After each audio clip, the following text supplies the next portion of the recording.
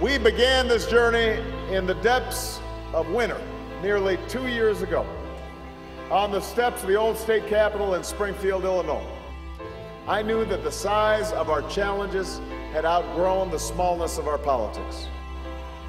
I believed that Democrats and Republicans and Americans of every political stripe were hungry for new ideas and new leadership and a new kind of politics.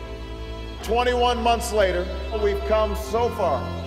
We've come so close because of you. And that's why we cannot afford to slow down or sit back.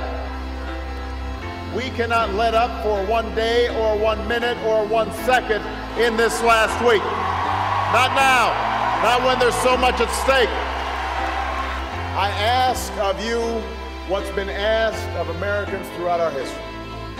I ask you to believe, not just in my ability to bring about change, but in yours. I know this change is possible because I've seen it. I've seen it over the last 21 months. I've had the privilege to witness what is best in America. I've seen it in the lines of voters that stretched around schools and churches, in the young people who cast their ballots for the very first time, and those not so young folks who got involved again after a very long time. I've seen it in the faces of the men and women I've met at countless rallies and town halls across the country. Men and women who speak of their struggles, but also of their hopes, of their dreams. Hope, what led those who couldn't vote to march and organize and stand for freedom, that led them to cry out, "It may look dark tonight, but if I hold on to hope, tomorrow will be brighter." That's what this election's about. That's the choice we face right now. Don't believe for a second this election's over. Don't think for a minute that power concedes. We have a lot of work to do. We have to work like our future depends on it in this last week, because it does depend on it this week. We can choose hope over fear and unity over division, the promise of change over the power of the status quo.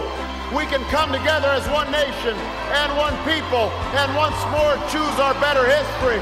That's what at stake. That's what we're fighting for.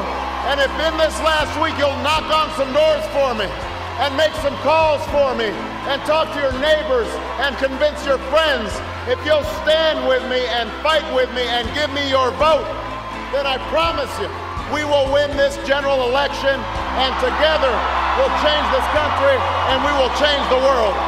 God bless you. God bless the United States of America. Let's get to work.